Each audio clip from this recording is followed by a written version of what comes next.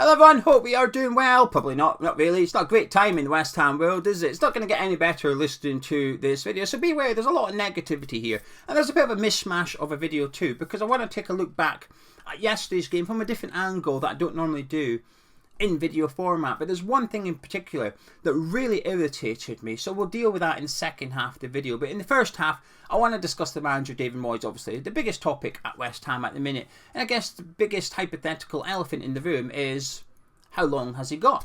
Some people have already lost their patience with him. They want him gone now. They're a bit worried about the form going back to Christmas time, and that's enough for them. They'd like to see Moyes departed. I do believe that that's the minority, and probably the extreme minority at the minute. However, it's bigger than it was last weekend. And I think if we lose to Aston Villa, I think that minority will grow and continue to grow as well. I think there's a lot of people losing patience with David Moyes. I think there's a lot of people probably, I don't know how to word this, worried that they're about to lose patience. You know what I mean? They're maybe not quite losing patience yet, but they're a little bit suspicious, a bit worried they're going to join that group of people. And that's probably where I sit right now. And then there's another group of people which are a million miles from Moyes out. They don't want to see Moyes sacked, and there's no reason for concern, as you were, kind of thing. And I think what doesn't help right now is two of our next three Premier League games. We've also got Aston Villa on Sunday, huge game. But after that, we've got Spurs and Chelsea. And I think a lot of people can envision the Premier League in 3 games' time and almost foresee West Ham being bottom of the Premier League with no points after 6 games, and actually believe it could become a reality, and it could become a reality. Now, I will say it right now, I don't think we will lose to Aston Villa. Luckily, there's one team just as bad as West Ham right now. It is Aston Villa. Now, while they're probably the perfect opponents for us, we've got to be the perfect opponents for them as well by the same reasoning. However, we'll deal with that later on in the week. So, Villa up. And if we don't get anything, Tottenham doesn't get any easier. And then we play Chelsea, which I know they've just been beaten convincingly by Leeds, but we'd be going into that game with 5 defeats. So I can understand why a lot of people are getting a little bit nervous here, a little bit panicked. I get it completely. I mean, something happened for the first time yesterday. I almost took as a bit of a compliment. Someone said I like David Moyes too much. I thought, well, never been accused of that before on this channel. I can assure you, it's the complete opposite. People used to tell me I dislike David Moyes too much, but I guess he's a new subscriber. It depends how long you've been a subscriber of Hammers Chat as to whether you know how I felt about Moyes a year ago, 2 years ago, when he came in after Slaven Bilic in his first tenure. Those long-term subscribers of Hammers Chat will probably have a smile on their face going, he's definitely not been called that before. Anyway, the thing with Moyes, and where I sit right now in regards to what we're seeing from him, there's no surprise. I'm frustrated. I'm more frustrated at what he says rather than what I'm seeing. And the reason being, he's not changed. That's the problem, though. He needs to change. But what we're seeing today, the tactics that we're seeing, the team selection we're seeing, is what we saw a year ago when we finished 7th. It's what we saw 2 seasons ago when we finished 6th in the Premier League. This is the same manager that got us into European football back to back, playing this way. Now, like I said, that is part of the problem, because we've had to change and we haven't. There's pressure on us to evolve. We haven't. There's pressure on Moyes to evolve as a manager.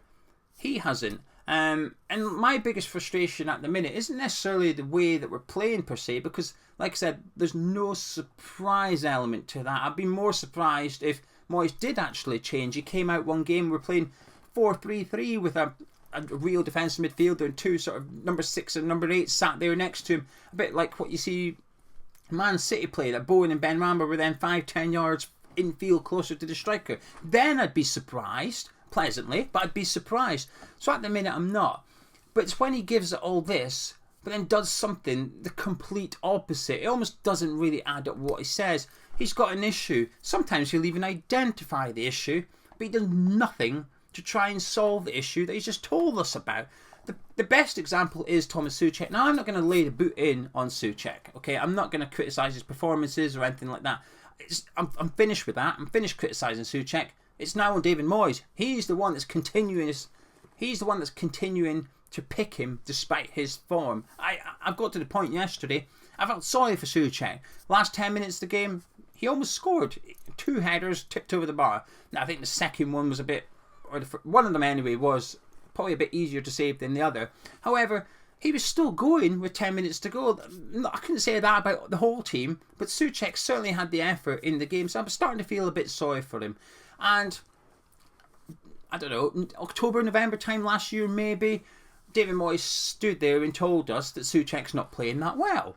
We're going to have to figure out why. Is it because of Declan Rice's new role? He identified Souček wasn't performing very well and basically suggested that he had to work out what was going on with him. And there was an international break coming up as well. I thought, wonderful, this is a good time to do it, Dave. Crack on. We came back after this international break and nothing had changed. After Christmas, nothing had changed. After Easter, nothing. Today, nothing. So, nearly a year ago, Moyes identified Souček's performances aren't quite as good as they were, yet here we are, still playing the same way with Thomas Souček. Now, I would argue Souček isn't playing any differently. This Souček that we're seeing today, yesterday, is the same Souček that we saw 2 seasons ago when he won Hammer of the Year. The difference is our style has changed, but it's been forced upon us. I'm aware of just saying Moyes doesn't evolve, but I don't think he has. A couple of seasons ago, we were allowed to play counter-attacking football. Teams didn't necessarily fear us at this point. They came at us, allowed us to play counter-attacking football. That suited Souček. A bit more defensive work, off the ball. We had less possession in the majority of the games. That suited Thomas Souček. Counter-attacking football, crosses into the box, him getting on the end of them. That suited him. He was able to use his physicality, his defensive attributes. He was getting goals. That was all good. And what it did do, it hid his limitations on the ball. Now, the good thing about doing this channel is I can say, well, you go back to 2 years ago, I spoke about Souček being limited on the ball. And I can't remember who we were going to play. It was possibly Fulham, obviously before they got relegated. And I wanted Souček left out of that team. And the reason I gave was because we're going to have to break them down and Souček's not going to be good at that. And I got a bit of criticism for it. And I just thought, well, we'll wait and see. And I think the Souček today, like I said, I don't think he's any different. It's just that he's not able to physically impose himself on the game as much. We are having more possession than we were 2 years ago, and that is exposing Thomas Souček's limitations. So what his weakness was the same 2 years ago. We're just noticing it a lot more. But like I said, this comes down to the manager. He's allowing it to happen. Go back to the Brighton game, not the one yesterday, the one at the end of last season. Moyes said the players aren't going to play like that. They're not going to be at West Ham. They're going to play like that. Basically suggesting big changes are coming. I'm going to sell some of these. Well, great.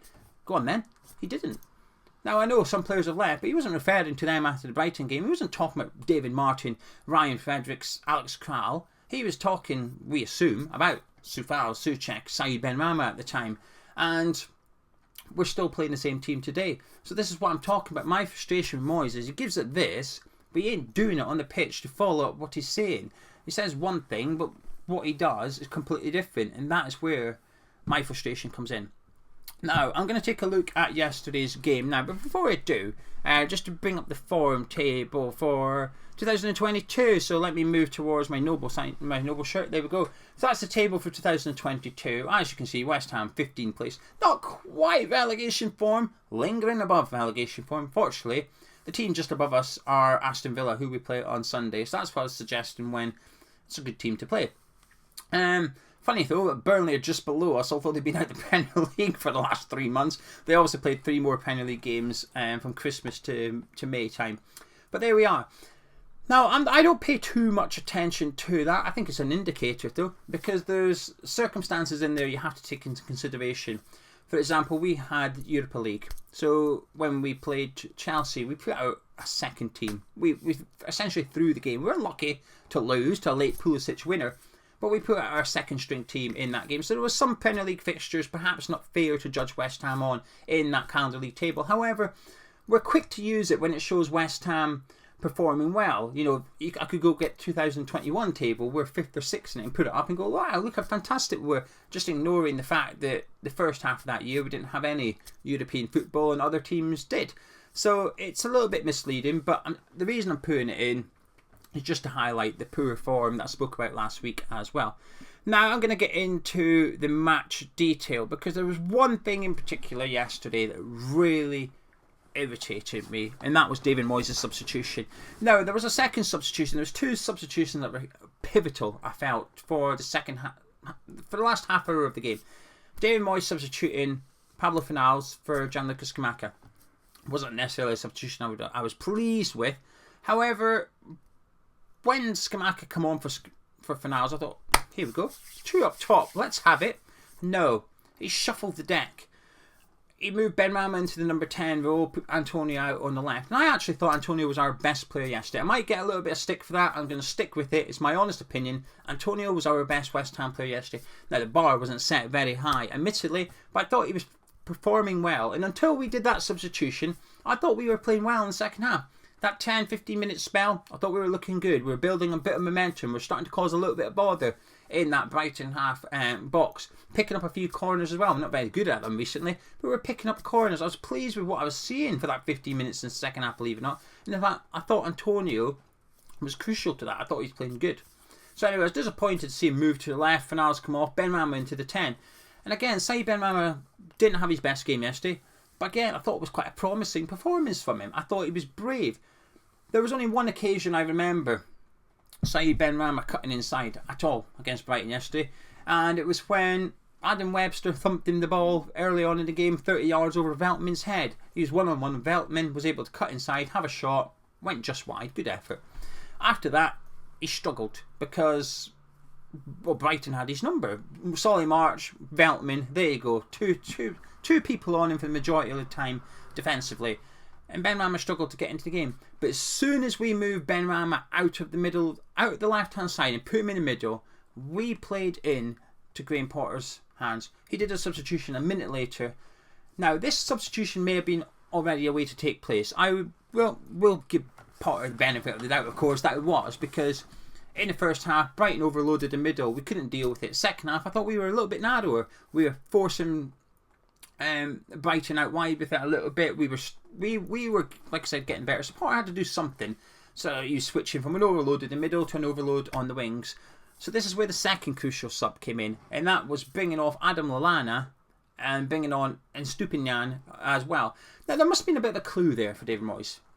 Graham Potter's bringing off an attacking midfielder. Someone's playing in the number 10 roles come off for a left back. There's got to be something that says that is not a like-for-like substitution. He's not a way to play it in there. Potter's doing something. About 3 minutes later, the ball was in the back of the net, and it became from the subs. Because Soufal didn't know where Trossard was. Soufal didn't know what he was meant to be doing. All game, Jared Bowen's been helping him out with Trossard. Happy days. The substitution happened. Suddenly, Bowen's caught up. He's got a new direct opponent. Soufal should probably be marking Trossard, but I'm not even sure Soufal knows he's meant to be marking Trossard, hence why he stood in acres of space between himself and Kurt Zouma for the second goal. Now, I'm going to bring up some screenshots now to demonstrate this. So this is Solly March. Solly March was playing right wing back initially. This is Solly March's touch map for the first 62 minutes. So the top of the pitch is obviously Brighton's right hand side. So he's attacking that side of the screen. So that one touch in the box, that 18-yarder one touch, is the West Ham box. Okay, so that's the side he's shooting to. So there you go. His touches are pretty even. I think we can agree. From Brighton's half to West Ham's half, it's pretty spread apart. You can tell he's playing right wing back. So that's the first 62 minutes of the game. Obviously, in the 62nd minute is when the substitutions took place. When West Ham made ours, Brighton made theirs immediately after. Now, this is Solly March's touch map for the final half hour. Now, he didn't quite play the final half hour. He's withdrawn earlier on the game. But from that substitution to when he went off, this is Solly March's touch map. There you go. 2 shots. He got in the 18-yard. I got a couple of shots away. One of them was that header. He only touched the ball twice in his own half after that substitution. He didn't have to come back and defend. One of those touches was for the yellow card that Alan Creswell took as well. There you go. Solly March went right up the pitch. Right up. Pushed Creswell back. Don't worry about Antonio on the left wing. Veltman can take care of him. The fear... Brighton were worried about Saïd Benrahma on the left. After we moved him, they weren't fussed at all. Now, to sort of back this theory up, here is Trossard in the first hour of the game. First 62 minutes, here is Trossard's touch map. Again, 3 shots he's had. The lines are obviously the direction of the shot. 3 shots from Trossard. Now, this doesn't include his goal. So he's had 3 efforts. But again, the touches are up and down the pitch on the left-hand side. You can tell he's playing left wing-back. Now, here he is for the final half hour before he was subbed with 2 minutes to go. Touches all over the pitch now. Less touches, but he's moving about. He's all over the park. 2 shots, one of them obviously ended up in the back of the net as well. Now here's Brighton's, to sort of demonstrate Brighton's sort of change of plan, if you like. This is Brighton's touch mark for the whole team, for the hour mark, dots all over the pitch, but you can see how dense it is in the middle. Perhaps the next one will show you a little bit better. Here's our final half hour, less dense in the middle of the pitch, more dense down that right hand side. Potter, essentially, as soon as we moved Ben Rama, I think we played into Potter's hands a little bit, and Solly March just was able to push right down that side of the pitch, push Creswell back, and Antonio was practically playing as a left wing back. We were a goal down, well 2 goals down at this point, but when Moyes made that substitution, we were a goal down, and his answer was put Scamacca on up front and move Antonio onto the left wing, and Antonio pretty much became a left wing back. Now this is Antonio's touch map. He was only on the pitch for 10 minutes. So when Scamacca came on and then Antonio went off, there was 10 minutes. That is Antonio's touch map. Antonio had 1 touch and when he was on the pitch with Scamacca, and it was just outside West Ham's own 18-yarder. We were 2 goals down at this point, like I said, but the substitution was made at 1-0. We needed a goal, and we put Antonio on the left, and he touched the ball once before he was withdrawn. Touched the ball once in 10 minutes, and I just felt sorry for him. I felt sorry for Souček yesterday, and the tactics just completely throttled us, shackled our better players when we needed a goal. And then, like I said, when he talks about the new signings need time to bed into the Premier League and whatever, we literally signed Maxwell Cornet from Burnley, who played in the Premier League last season. He's had plenty of experience in the Premier League. Burnley have done that for us. He was scoring goals in the Premier League. It's just mind-boggling at the minute. The only other centre midfielder that we've signed this summer is Flynn Downs. I'm listening to what Moyes is suggesting about Downs, and it doesn't sound great. He's practically saying he's not quite ready for the Premier League. Now, he may not be. I don't necessarily disagree with that per se. There's this big step up. But that to me indicates that we're not going to see Downs in the Premier League anytime soon. And we'll go buy somebody that is ready to step into the Premier League. Because I would argue that we could have signed 1 or 2 young players as understudies to some other players in the starting 11. That's fine. But not in centre midfield. This centre midfield has been a problem for quite a while now. We still do need a massive signing to go in there. Not somebody that's not ready for the Premier League. Not somebody that needs a bedding in period or that. We need to sign somebody that can start the immediate Premier League fixture after he signs. Obviously, ideally before the Aston Villa game, but I've not got my hopes up for that. I'll be honest with you. I can't see it.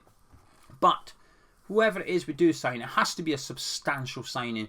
Somebody that has strengths in the areas that Souček doesn't, which is the ball at his feet. To keep it really simple, it's not quite that simple and straightforward, I know, but to just simplify it for the sake of the video and argument, somebody that's just better in possession than Thomas Souček. Now, I'm not saying kick Thomas Souček out the team and I never want to see him again. Thomas Souček's been our greatest goal-scoring threat in the Premier League. I want to say fact. I mean, depends how you want to determine a fact, but statistically he is in terms of expected goals. Yesterday, who's the most likely to score? Who's the one that forced Sanchez into saves? Souček. Against Nottingham Forest, who was the one most likely to score not from penalties? Thomas Souček. He's our greatest goal-scoring threat at the minute, and that's probably why Moyes will leave him on the pitch and will not substitute him, because he's not got faith in the rest of them to score the goals. Which is quite worrying when you think about it, that he's got 2 strikers, 4 attacking midfield, 5 attacking midfielders. You want to include Lanzini on there. £35 million striker, £17.5 million winger that he's purchased. But yet we're relying on the out-of-form centre midfielder to get the goals, to get us out of it. Now, I'm not against, by the way, to be clear, I'm not against, and I would quite like to see a midfield trio of Rice, Souček and a new centre midfielder that carries the strengths that Souček has and weaknesses. Souček is still a good player as far as I'm concerned. I don't really want to see him sold, if I'm honest with you. I know a lot of people do, I get it. I still think there's a lot to come from him. But we need to help him. And the tactics at the minute, the way we are playing at the minute, ain't doing that. All it's doing is exposing him, and I don't like it. I find it almost cruel to some extent, if that makes sense. Anyway, I'm going to shut up. There's one or two other points I was going to go on about, but I've been chatting for 20 minutes now, so apologies. Yeah, that's my ramble, really. That substitutions yesterday, it infuriated me. And when I watched the game back today, it infuriated me even further. It was just... Moyes killed it. I've actually, like I said, I thought we had momentum going into our first substitution. That momentum was gone. Porter's substitution changed the system, and we didn't know what to do. It took us 45 minutes to react to what Brighton were doing from the kickoff, despite the fact that everybody knows how Brighton plays. It took us until half-time to change it, adapt a little bit, make it difficult for them. 15 minutes later, Porter went, yeah, right, I'll change what I'm doing. Okay, fair enough. Well done, Moyes, you've done me here. We're winning 1-0, but you're on top. Now I'm going to change it. And then we did nothing. Well, we did. We got worse as the half went on. And by the full-time whistle, I think it was quite embarrassing. Gonza said it was like, watching Brighton do art. West Ham were trying to colour in. And whatever, colouring in lines or whatever. I completely get what he meant. One team was comfortable, professional, had a game plan, done it perfectly. The other team, scrappy, had a game plan, but it wasn't bloody good enough. And then when we did have a game plan good enough, the other team changed it and we didn't know what to do. That is tactics. That comes down to the manager, as does the team selection. We need big changes, and it's not the manager yet. It's not the manager. I don't want Moyes sacked, okay? That's a discussion for another day, but I'm one of these people. It's a bit like, well, what else is going to change at the club? Other things need to change rather than just the manager. But Moyes says, his own words, managers live and die by their signings. Well, you better get them in the bloody team and get them firing, otherwise someone else is going to be getting fired. And it's you, son. If you enjoyed this video somehow, please do drop a like on the Sky News channel. I'll catch you tomorrow.